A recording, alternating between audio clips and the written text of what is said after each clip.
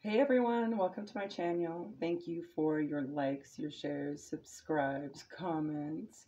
Today we're going to do a pick a card energy assessment. Go ahead and focus on the three piles in front. We have Bloodstone on the left, Howlite in the middle, and Selenite on the right. I will timestamp down below.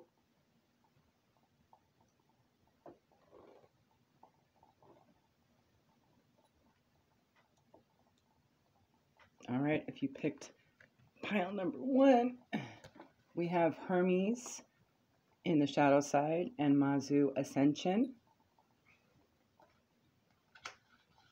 Let me get to that. Start with Mazu Ascension, origin Chinese. Just as goddess of the sea, Mazu guides sailors home from rocky oceans. She's guiding you to rise above the chaos of your life and situation to find your way back to your true self. Hermes, communication. The spotlight is on your communication skills. This is a time to develop your emotional intelligence and integrity.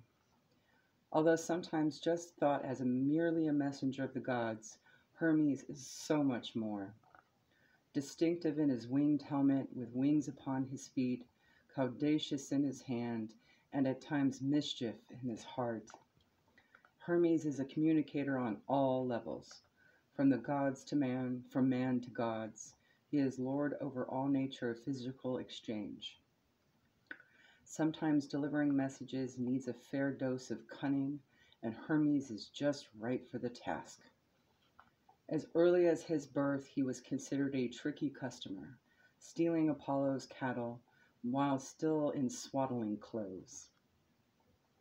More seriously, he is considered a herdsman of the dead, a psychopompus, as it is he who guides souls from the boundaries of life to death and to the life after this. Because of his ability to cross these barriers and the accuracy of his message transmission, he was also the god of divination. He learned the art further from the fray. Having the gift of gab, or being a good negotiator, is a handy skill to have in modern life too. In the classic Iliad by Homer, Hermes assists King Priam of Troy to sneak into the Greek encampment to negotiate the release of his son Hector's body after Achilles refused to give it back. Achilles was convinced by Priam's words to allow a worthy burial for the brave prince. Those who rely on being able to communicate in an outstanding way for their living, for example, those in sales, retail, teaching, and even politics, could do well to honor Hermes regularly. Telecommunications and devices used to transmit messages, for example, mobile phones and computers, are also under Hermes' jurisdiction, so asking him to bless your equipment may assist in keeping it reliable. Developing your skills in an emotional and rational intelligence and being able to express with honesty in real time is something that Hermes encourages. Also, it may be well timed to consult your favorite means of divination regularly during this period. On the shadow side, when we are great communicators and when we are great persuaders, it could be easy to convince others of our point of view. It is important to continually monitor our integrity with regards to what we communicate, lest we steal another's free will, clarity, and peace of mind. Gossip is also Hermes' domain. As common as it is, rarely does this serve a just purpose.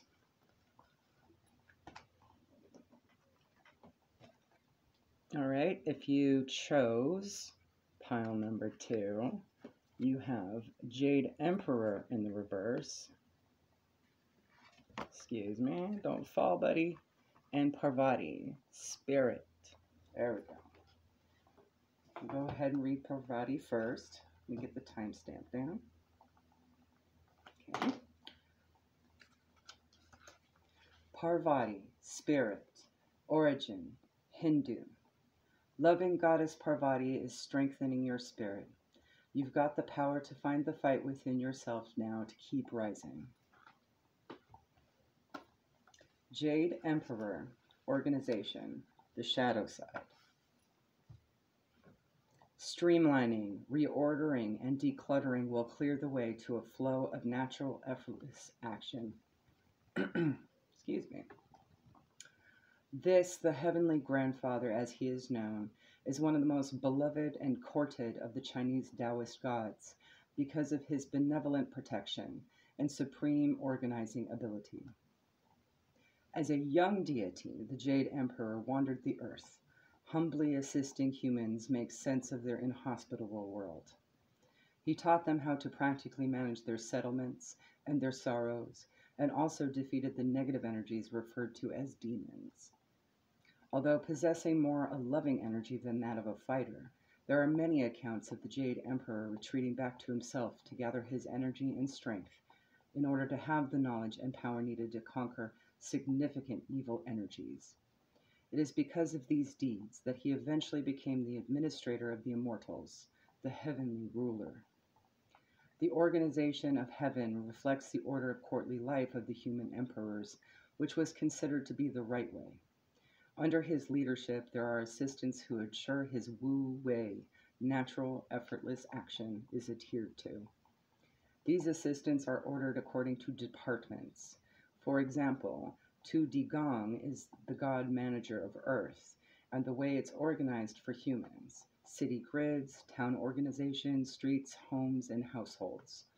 Another god manager, Cheng Hong, looks after records and documents.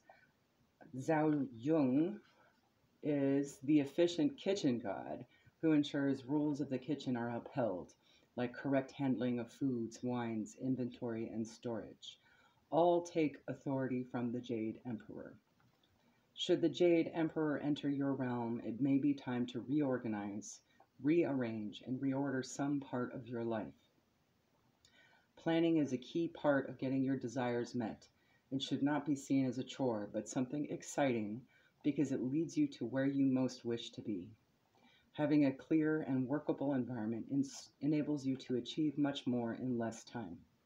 Creating some simple systems can increase your flow of positive energies, such as prosperity and creativity markedly. Take this opportunity to streamline your life. In the shadow side, red tape and too many layers of bureaucracy stifle the best intentions. Most of us have experienced the effects of too many layers of management. Every time we phone a financial institution, there seems to be a veritable labyrinth to navigate to get the smallest of answers, with little satisfaction given the time we spend trying. Perhaps there is too much order in your life, too much rigidity, for you to be able to be who you really are. Be mindful in regards to who sets your rules. Stretch out, reach out, and open for the Wu Wei.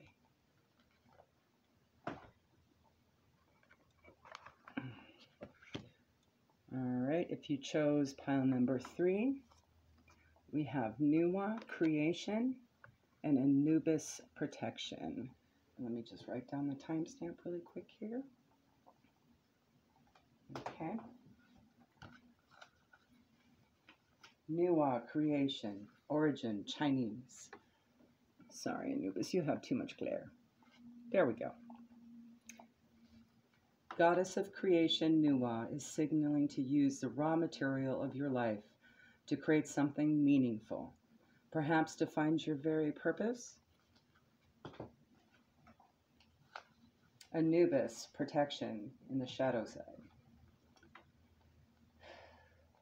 Grief and suffering are a natural part of life. Know that you are loved and protected at this time and at all times.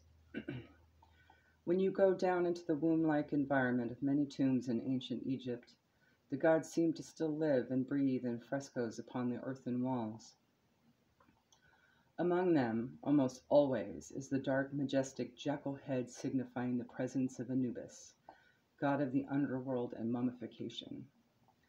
To our eyes, perhaps Anubis looks fearsome, but this is not the truth. Yes, jackals do move amongst the graveyards and clear the dead, but this jackal god takes great care of the tender, new souls who have passed into the next world, the afterlife. After preparing them by guiding the embalmer's hands, Anubis travels with the dead to have their souls weighed against Mat, the law, as recorded in the Book of the Dead. When the cult of the god Osiris grew stronger in the later Middle Kingdom, Osiris took over many of Anubis's jobs as caretaker and protector of the dead, and thereafter the myths about him became more focused on specific embalming methods and mummification processes. The care and effectiveness with which the mummification process was enacted is still a marvel today. The priests of the funerary rites would place a sacred mask of Anubis upon their faces when conducting the mummification, enabling the deceased to momentarily become the god himself during the preparation. Call upon Anubis when you or others are affected by death. Allow Anubis to relieve your grief and suffering.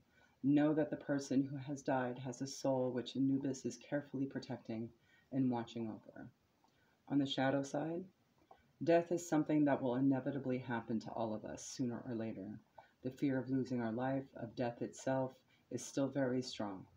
Should our fear of the unknown, the fear of death itself, become so strong that it dictates our life, this is a limiting force.